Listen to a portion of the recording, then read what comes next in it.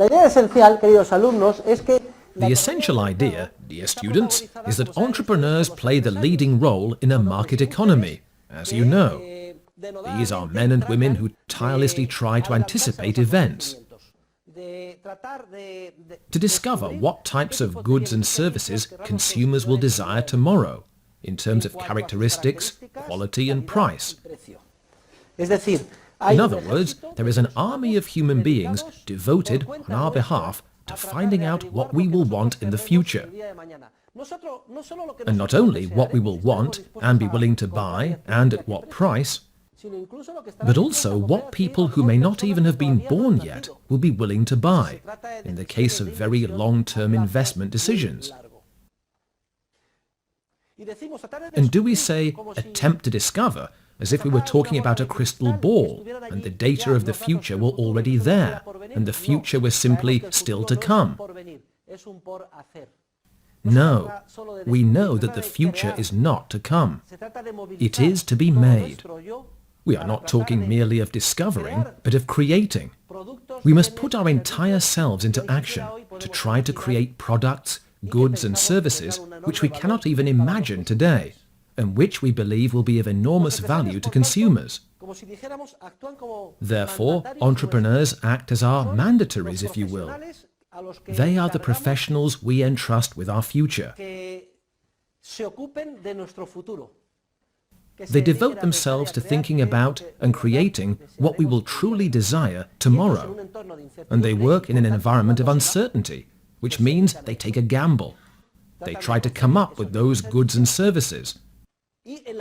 And to the extent that they believe there will be a demand for them, they incur costs today. In other words, they acquire factors of production, for which they pay certain monetary prices. It is in this sense, and only in this sense, that we say that costs tend to follow prices, and not the other way around.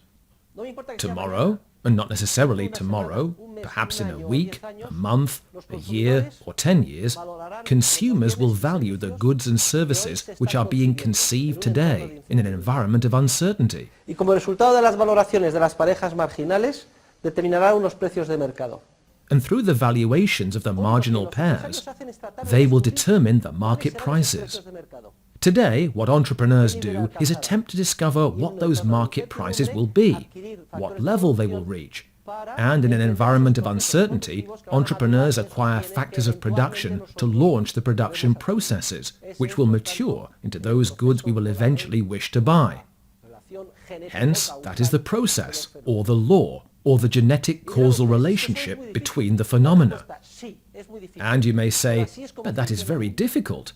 And the answer is, yes, it is very difficult, but that is how the world works. Those entrepreneurs who get it right make a profit. They get it right in the sense that they manage to anticipate events and find out what goods and services are going to best satisfy the needs of consumers in the future. They buy low today, they sell high tomorrow, and they make a profit. In contrast, others get it wrong, and they sustain losses. This is a process of constant rivalry, in which there are no acquired rights. Having been successful in the past does not guarantee one's success in the future. The entrepreneur must put his or her entrepreneurial alertness to the test daily for the benefit of consumers. Who are the beneficiaries of this whole process? Citizens, consumers, all of us. We continually see that the market, through this spontaneous order, provides an ever-increasing flow of goods and services of higher and higher quality at more and more competitive prices. And, ultimately, that makes possible an improvement in everyone's standard of living, not only in quantitative terms, but also in qualitative terms. What is more, an ever-increasing number of human beings can be sustained by this process, and with an ever-increasing quality of life. The textbook talks about appraisement. It is the process by which entrepreneurs foresee the market price of the good which we will be willing to purchase at some point in the future. In conclusion, note the chain of events. We begin in the future. I do not like to use mathematical representations involving variables and subscripts. The valuations at moment t plus 1, which has not yet taken place, will determine a price by the process of two-sided competition. We have already looked at the mechanism by which that price is determined, the valuations of the marginal pairs, a market price. And what do entrepreneurs do today? They try to find out what that price will be, and depending on that,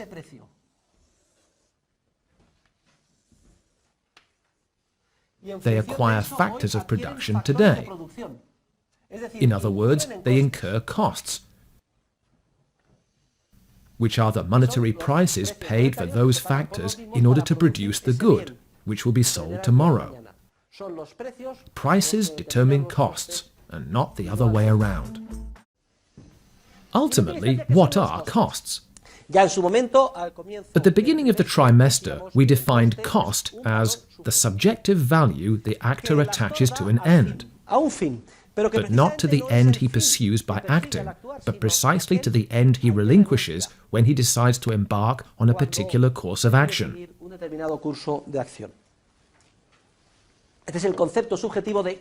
That is the subjective concept of opportunity cost.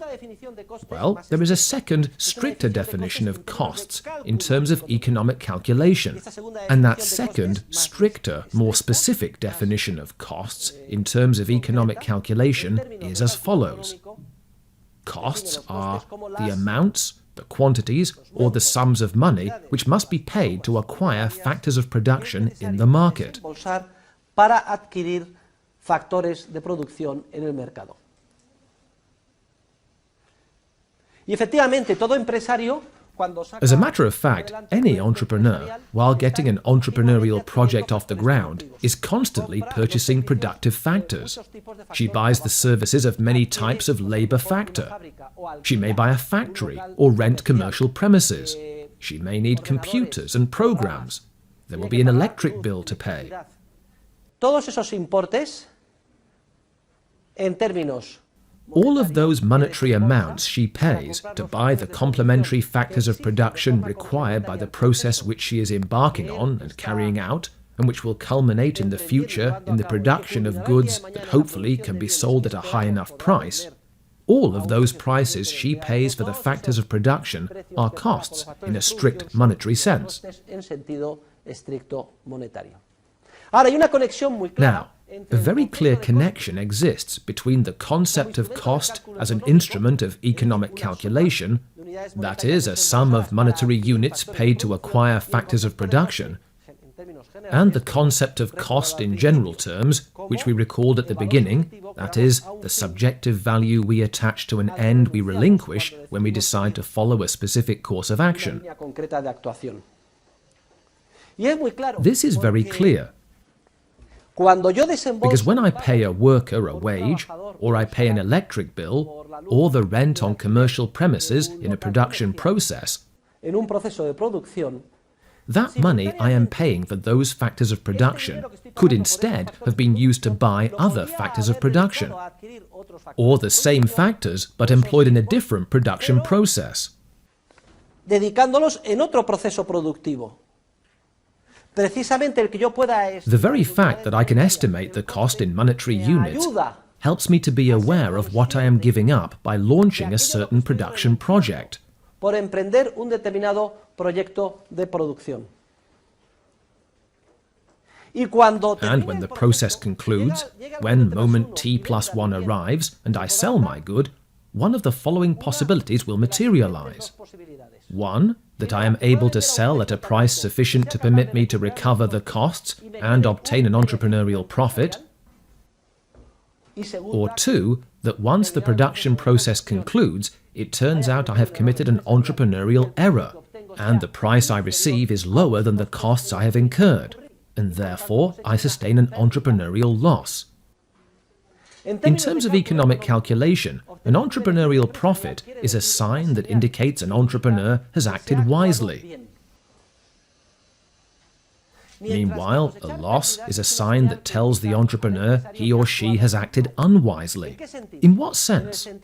Well, if an entrepreneur suffers a loss and cannot obtain a price high enough to at least permit him to recover costs with a sufficient profit margin, if he suffers a loss, the sign he is receiving from the spontaneous market order is that he has acted unwisely in the following sense.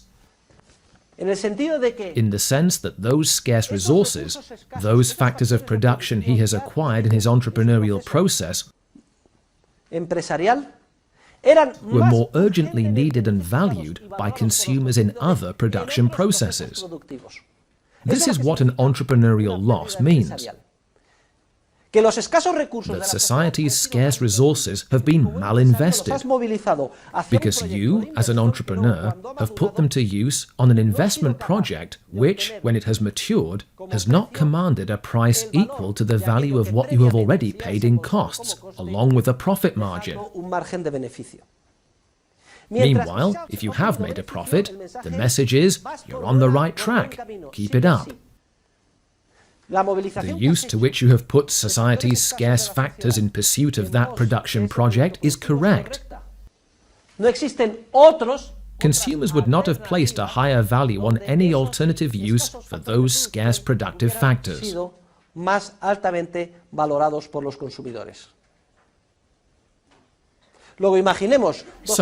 let us imagine two production processes.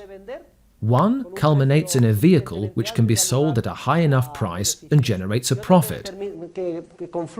The other leads to the production of a coastal apartment which, in the end, can only be sold for a fraction of the costs incurred. The market is sending this message. All of those scarce resources, the services of the architect, the building engineer, and the construction workers, the scarce land, the cement, etc., which you have channeled into the production of the apartment, have been misused. You have made an entrepreneurial error, because those scarce resources are more urgently needed in other lines of production. Specifically, in our hypothetical example, in the production of the car. Instead of devoting themselves to the different stages of building the apartment on the coast, those workers should have devoted themselves to building the car, because the production of the car generates a profit. That is, the car can be sold at a price higher than the costs, while the production of the apartment has generated a loss.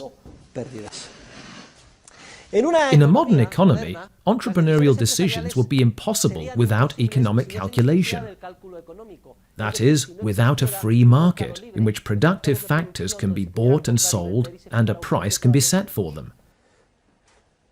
It is the very existence of this market, money and free market prices for the factors of production, which permits us to calculate costs and find out if we have profited or lost, and if we have allocated the corresponding factors of production well or poorly. Now, let us imagine that market prices suddenly disappear because the law prohibits a free market, or because money does not exist, or both circumstances at once. How could we know if we had acted wisely in producing the car or the apartment? We would be left completely in the dark. Without economic calculation, we would lose the essential beacon which guides the action of entrepreneurs in the many extremely complex decisions and actions they must carry out daily.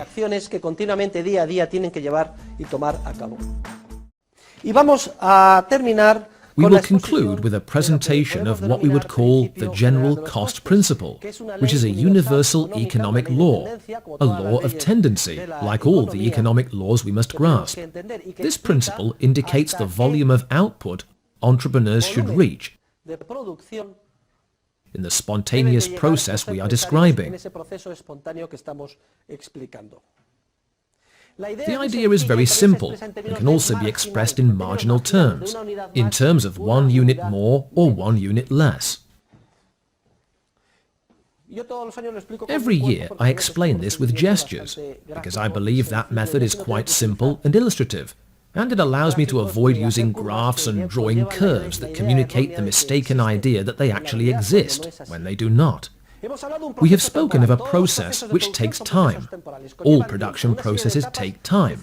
They involve the passage of time, a series of successive stages in which a number of complementary factors of production are combined. When the entrepreneur acquires these factors, he incurs costs. Now, the entrepreneur can produce more units or fewer units. What level will the market reach? When should the entrepreneur move forward and produce more units? And when should he stop producing more?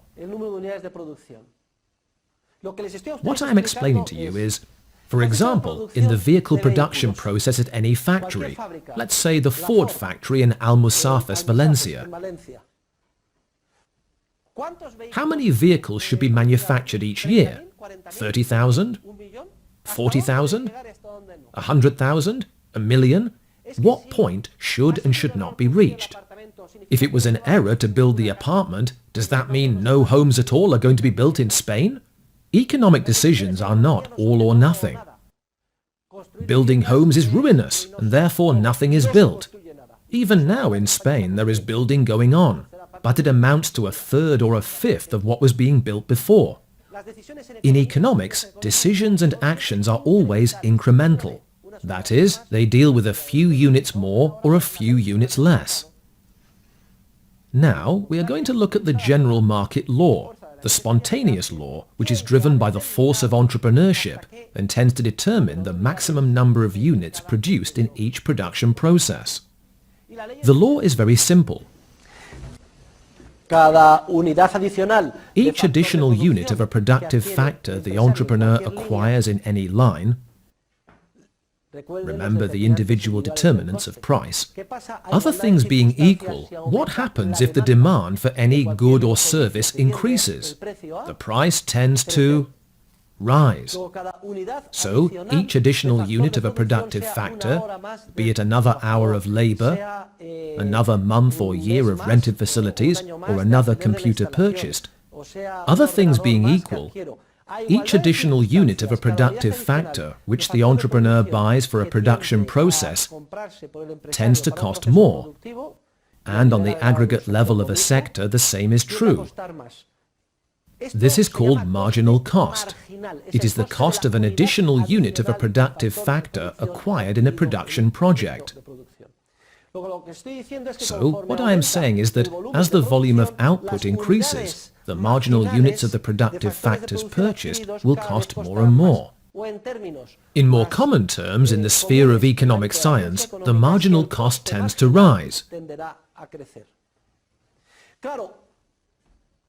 Of course, we already know that entrepreneurs acquire productive factors to use and recombine them in a complementary way in a production process which, after a series of stages and a period of time, eventually matures into a consumer good or service. On the side of what the entrepreneur produces in the form of consumer goods and services, each additional unit of a consumer good or service offered in the market, remember the individual determinants of price, other things being equal, what happens as the number of units for sale in the market increases? The price tends to fall. Well, the price of an additional unit the entrepreneur sells in the market once he completes his entrepreneurial project is called marginal revenue, in the sense that it is what the entrepreneur receives for each marginal or additional unit of a consumer good that he produces. So, take note, at the beginning of the cost period, each additional unit produced requires the purchase of additional or marginal units of productive factors, and thus marginal cost tends to increase. Meanwhile, as to marginal revenue from the goods sold in the market once the production process has concluded, as more units are brought to market, marginal revenue tends to decrease. So, what level or volume of output will the entrepreneur reach? Notice that if every additional unit costs me more, and what I produce brings in less and less in the form of marginal revenue, I will produce up to that volume of output at which marginal revenue roughly equals marginal cost. If I go too far, and I continue to build cars or apartments above that level, the marginal or additional units of good produced will generate a loss for me. Imagine the number of vehicles is 10,000, and up to approximately vehicle 10,000, the last vehicle, marginal revenue and marginal cost coincide. The cost to me of the additional factor to produce the last vehicle and the amount I have obtained from its sale more or less coincide. If I keep producing vehicles, if instead of 10,000 I build 10,500 or 11,000, those marginal vehicles will entail a marginal cost which exceeds the selling price, and therefore I will produce them at a loss. That said, you would understand clearly, there are no exact guides. There are no cost functions. If there were, it would be a cinch to be an entrepreneur. We would enter the data into a computer. Let's see, Santiago, how many units do we have to produce this month? He would type the data into the computer. Well, it looks like 11,524. All right, let's go produce them. We would be managers. No. The leading role in the market is always played by entrepreneurs who act in an environment of uncertainty, and who, by trial and error, with respect to their particular projects, must find out the revenue, cost and volume of output that it would be an error to exceed or to fall short of. To fall short is also an error, because if I produce less, I fail to earn what I could earn with additional units. We have to uncover this information through the entrepreneurial process of trial and error, and we must bear in mind that the data changes constantly as a result of human creativity. The proof that this is not an exact science, and that it cannot be articulated, lies in the fact that General Motors went bankrupt. We all know it. The company suspended payments in 2009. We can also find proof in the fact that thousands of entrepreneurs devoted themselves to building homes nobody wants in Spain. We will see that in many cases, those entrepreneurial errors, we'll see when we talk about the theory of the cycle, we'll touch on that briefly in class next week or the week after. If the essential signs entrepreneurs follow in their work as entrepreneurs are distorted, then massive investment errors result, and that is what causes the cycle, the stages of expansive bubble and crisis. It is not the fault of the market, but of the intervention of the state and central banks, the manipulation of money, interest rates and public funds, and the massive deceptive effect of all that on entrepreneurs. We will see that this is true, but it belongs to another part of economic science we have not yet reached, the theory of state interventionism, and how it blocks and distorts economic calculation, and therefore leads entrepreneurs to behave in systematically erroneous ways. In conclusion, the law of tendency is that entrepreneurs will tend to produce that volume of output up to which marginal revenue and marginal cost coincide. We are now going to look at competition and monopoly. Is competition a state, or is it a process? We have already said that entrepreneurship, by its very nature, is always competitive, and that the word competition derives from the Latin competito, which means the concurrence of multiple requests for the same thing, which must be assigned an owner. Competition, dear students, is a dynamic process of rivalry. It's a movie. There is movement. What do we mean to say with this analogy between competition and a movie? Well, the most intimate essence of competition lies in its being a dynamic process in which countless entrepreneurs participate by vying with each other to discover or detect, before anyone else, the latent profit opportunities in the entrepreneurial process, and they act accordingly to take advantage of them. It is a process of emulation. It is a process of trying to surpass our rivals in all areas by creating or perceiving profit opportunities before others do. That should be clear at this point in the course, because we have repeated it over and over again. It is important that we contrast our perspective with the so-called model of perfect competition, since that is the model presented as the ideal of competition in the vast majority of economics textbooks.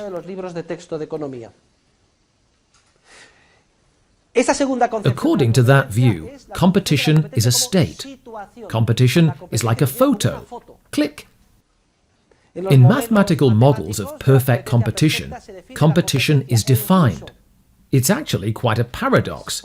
It is defined as perfect, and yet, if we take a photo of the social process, in the frame we will see the following: a static situation, as in any frame. There is no movement. Well, in that photograph, one can see there are many offerers, a multitude of sellers, and they are all selling the same product, with exactly the same characteristics, and at the same price. That static situation, that motionless state in which a multitude of offerers are all making the same thing and selling it at the same price, that situation is what most economists call competition. And to make matters worse, they describe it as perfect competition, which is an affront to common sense. So we see there are two alternative and opposing concepts of competition. Competition as a dynamic process of rivalry, which is the correct concept of competition, and also the mockery mistakenly referred to as perfect competition, which is typified by a situation in which everyone does the same thing, and therefore no one competes. You may ask, how is it possible that a legion of economists, economic scientists, distinguished professors, textbook authors and Nobel Prize winners have made the model of perfect competition, that is, the static view of competition, the pivotal concept around which their entire theory revolves?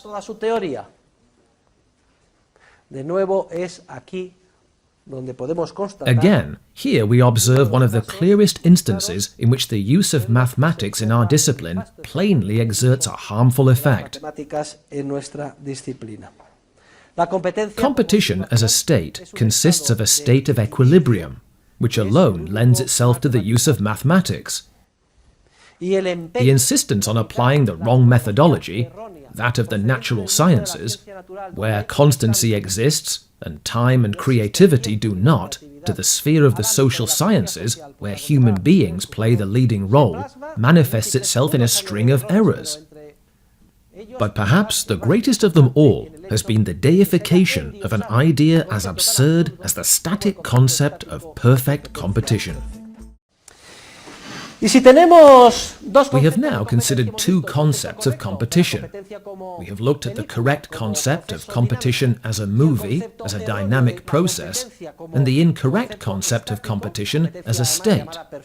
Competition which is actually called, quote-unquote, perfect, in which no one competes, because no one is allowed to.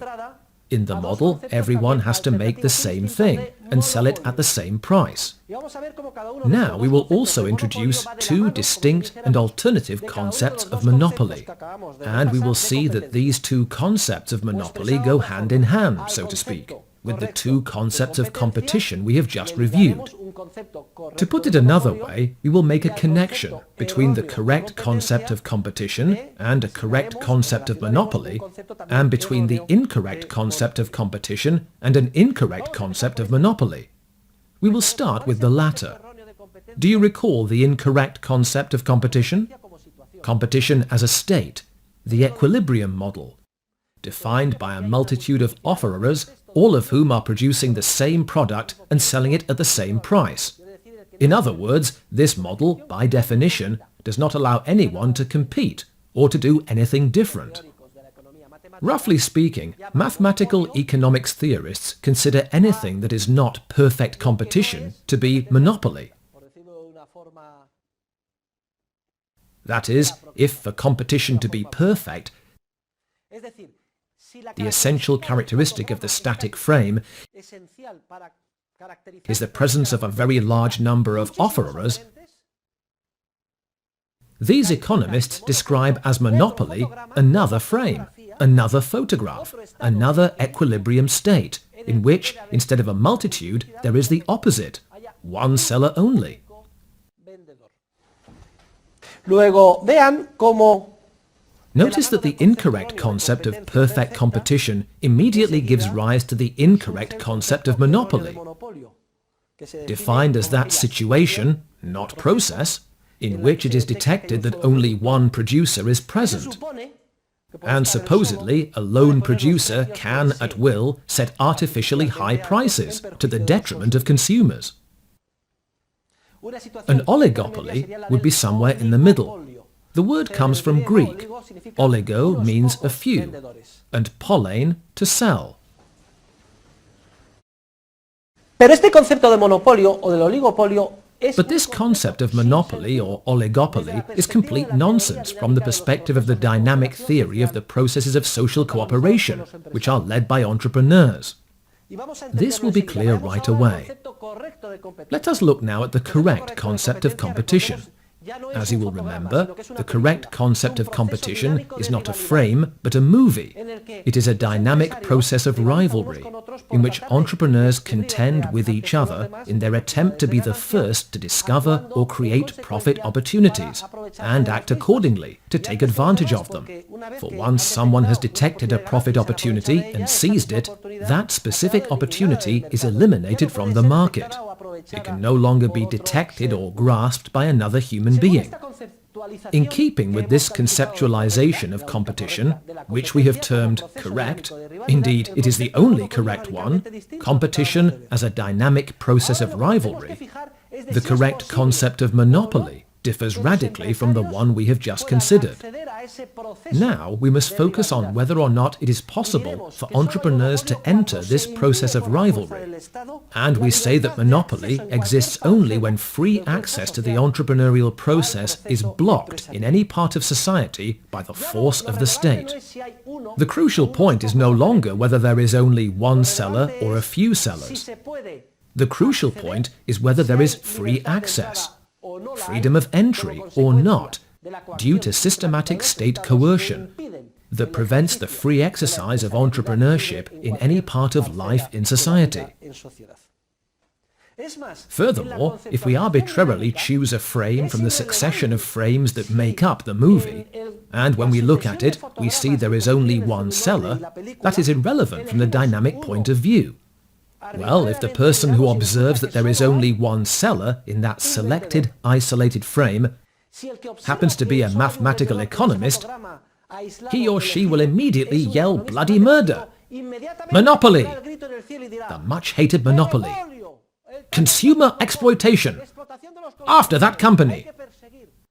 In contrast, the Austrian economist, who holds the dynamic view of the market, in which entrepreneurship plays the leading role, will find it irrelevant if one or several frames show just one seller. Because the focus should not be on an odd frame, but on the movie's dynamic process as a whole, to see if throughout there has or has not been free access to the unfettered exercise of entrepreneurship. And if we see that free access exists throughout the dynamic process, then competition exists in the dynamic sense, regardless of whether there has been only one seller at certain specific points. That is irrelevant.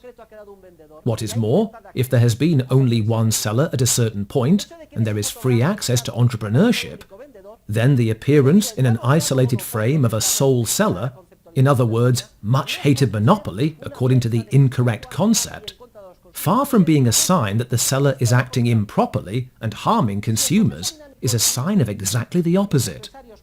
If the dynamic process is unhindered, and entrepreneurs take part in it by contending with each other and trying to emulate each other, if, at a certain historical point, one entrepreneur prevails, It means precisely that he or she has been able to meet consumer needs better than anyone else.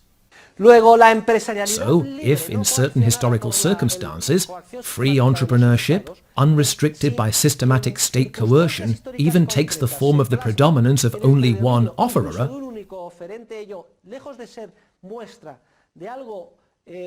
far from a sign that something is wrong or detrimental to consumers, it is a sign of exactly the opposite.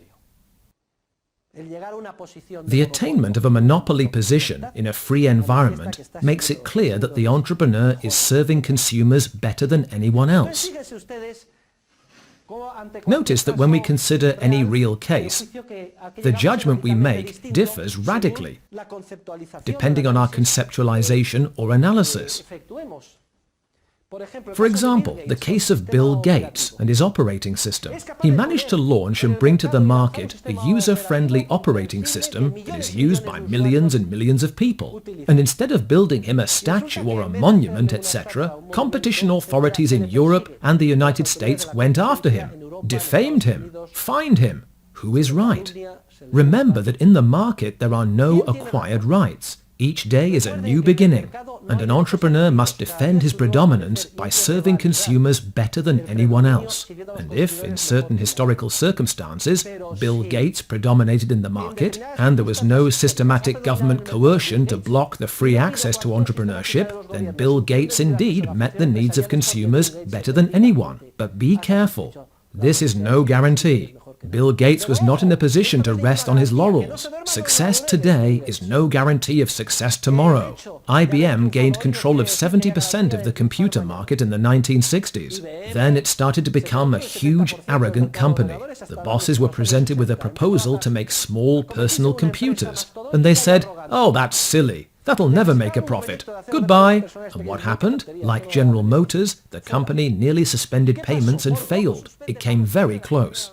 If you cease to be more alert than your competitors, who constantly devote themselves to meeting consumer needs in the best way and at the best price, then an army, a constellation of real and potential competitors immediately spring up everywhere, and they threaten your predominance. So, from the dynamic perspective, it is irrelevant if in a particular frame, at a certain moment, only one entrepreneur appears to have predominated. Moreover, that indicates that he or she acted more sensibly than anyone else. The process itself is dynamic. Every day is a new beginning.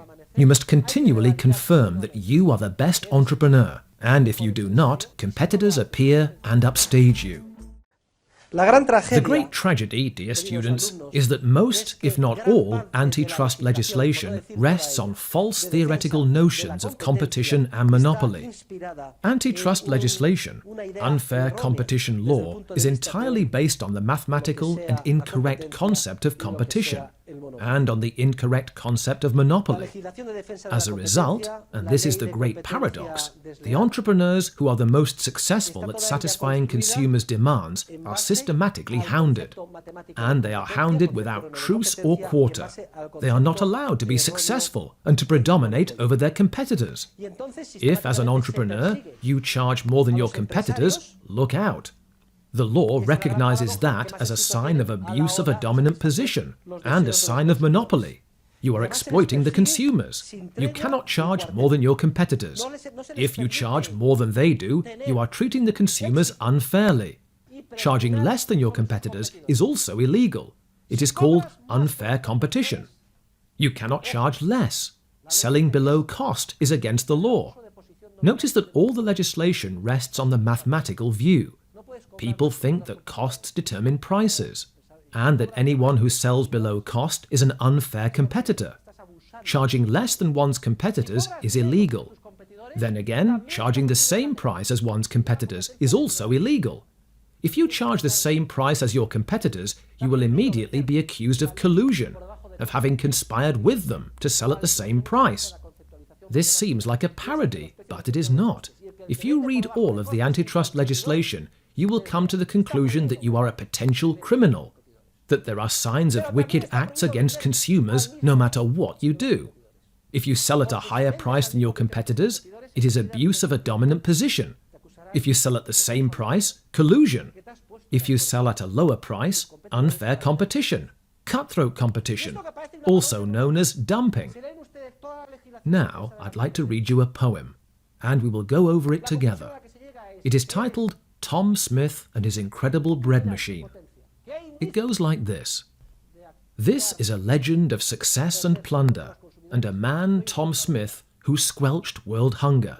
Now Smith, an inventor, had specialized in toys, so people were surprised when they found that he, instead of making toys, was baking bread.